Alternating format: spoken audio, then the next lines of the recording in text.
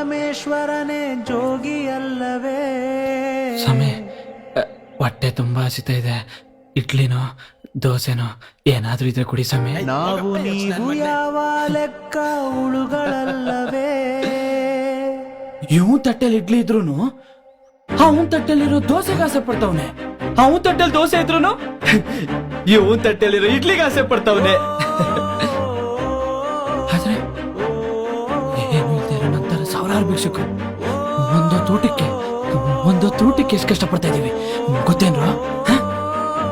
Auto ಓಡ್ಸೋ ಕೆಲ್ಸ ಇದ್ರು ಇವನು, ಅವ್ನು ಓಡ್ಸೋ ಕಾರ್ ಕೆಲ್ಸದ ಮೇಲೆ ಆಸೆ ಪಡ್ತಾವನೆ. ಕಾರ್ ಓಡ್ಸೋ ಕೆಲ್ಸ ಇದ್ರು ಅವನು, ಇವನು ಓಡ್ಸೋ ಆಟೋ ಕೆಲ್ಸದ ಮೇಲೆ ಆಸೆ ಪಡ್ತಾವನೆ. ಆದ್ರೆ ಏನು ಕೆಲ್ಸ ಇಲ್ದೆ ಒಂದೊಂದು ರೂಪಾಯಿಗೂ ಬೀದಿ ಬೀದಿ ಸುತ್ತಾ ಇರೋ ನಂತರ ಸಾವಿರಾರು ಜನ ಇದ್ದಾರೆ. ಅದು ಗೊತ್ತೇನ್ರೋ? ಅದು ಗೊತ್ತಾ? ನಿಮ್ ಹತ್ರ ಇರೋದ್ರಲ್ಲಿ ಖುಷಿ ಪಡ್ರೋ, ಅದು ಬಿಟ್ಟು ಅವನ ಹತ್ರ ಇರೋದು ನಿಮಗ್ ಸಿಕ್ಕಿಲ್ವಲ್ಲ ಅಂತ ಕೊರಗ್ತಿರಲ್ಲೋ ಅವಿವೇಕಿಗಳ. ನಾಚಿಕೆ ಆಗಲ್ವಾ ನಿಮ್ಗೆ?